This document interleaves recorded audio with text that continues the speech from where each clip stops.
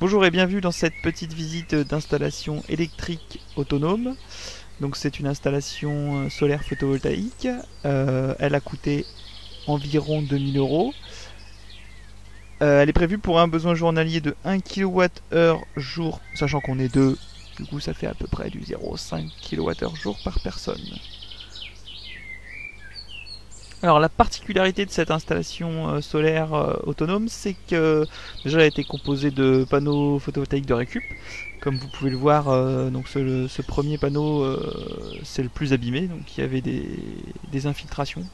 En fait, ce qui s'est passé, c'est que c'est des panneaux qui ont été cadrés que sur 3 côtés. Vous voyez là, premier côté, deuxième côté, troisième côté, et pas le dernier côté.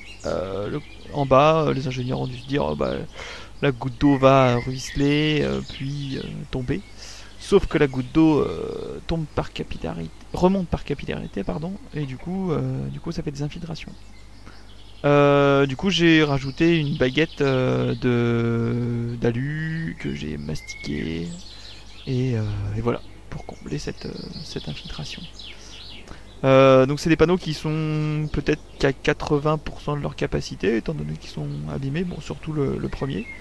Mais qu'importe, j'avais besoin que de 2 panneaux, voire 3 pour être confort, pour être autonome. Là avec 4, on est bien. C'est des panneaux de 250 watts crête. L'inclinaison est assez forte, l'inclinaison est à 66 degrés. Ça correspond au mois le plus défavorable en ensoleillement. En l'occurrence chez moi c'est le mois de décembre, donc le mois de décembre le soleil est assez bas. Il y a peu de soleil, donc c'est à ce moment-là où on a besoin de faire rentrer un maximum. Dès qu'il y a 3 rayons de soleil, on veut pouvoir remplir les batteries. Du coup, il faut incliner les panneaux en conséquence. Donc voilà, moi, par chez moi, c'est 66 degrés. Par chez vous, c'est peut-être différent. Il faut se renseigner un petit peu. C'est une donnée largement trouvable sur Internet. En France, c'est quand même pas loin des 65 degrés. On va aller dans le petit local technique. Alors la boîte est une boîte isolée et ventilée pour préserver les batteries. Donc là on remarque 2 batteries de 220 ampères-heure, 2 régulateurs de charge et un onduleur. Donc là c'est les régulateurs qui sont branchés à la fois sur les panneaux et sur les batteries. Donc c'est eux qui se chargent de charger les batteries en fonction du soleil.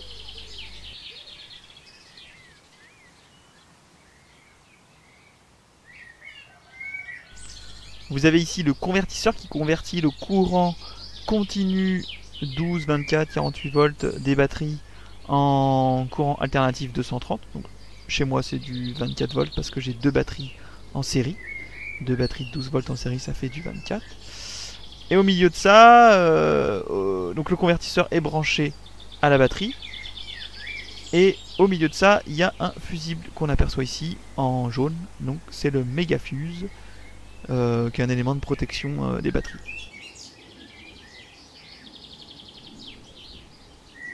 Donc là on a le shunt du contrôleur de batterie. Le contrôleur de batterie c'est un petit appareil qui vaut une 150aine d'euros et qui permet de savoir là où on en est dans nos batteries. À savoir le niveau de charge, ce qui est tiré, ce qui rentre, ce qui sort. Ça me paraît pertinent de l'avoir, hein. Un coup de la batterie c'est ce qui coûte le plus cher et c'est ce qui vit le moins longtemps si on s'en prend pas soin. Donc le fait de l'avoir lui, ça me permet de savoir où j'en suis et d'éviter des trop grosses décharges par exemple. Alors il y a un piquet de terre qui a été mis dans le sol juste derrière la boîte, le petit local technique. La terre est reliée sur tous les panneaux et à l'intérieur de la boîte sur un bornier de terre, forcément. Et après il est relié sur tous les appareils à l'intérieur de la boîte, à savoir voilà, les régulateurs, le convertisseur, et ensuite c'est le convertisseur qui m'envoie la terre à l'intérieur de ma yourte. Comme je disais au début, c'est un petit local technique isolé et ventilé. Donc il y a une aération basse et une aération haute l'été avec un petit ventilateur qui tourne pour extraire l'air chaud. L'hiver c'est bouché avec ça, avec une petite planche de bois et de l'isolant encore, histoire de minimiser les infiltrations d'air. Il faut savoir que les batteries elles vivent bien entre 10 et 20 degrés et elles ont une tolérance entre 0 et 30. Mais au-dessus, en dessous, c'est pas terrible. Au-dessus, c'est le pire. Ensuite, j'ai fait une petite tranchée et ça va à la yourte. Voilà, je mets tous les liens vers les articles que j'ai faits, les retours d'expérience après un an d'utilisation, tout ça, dans la description. Et puis d'ici là, des bisous.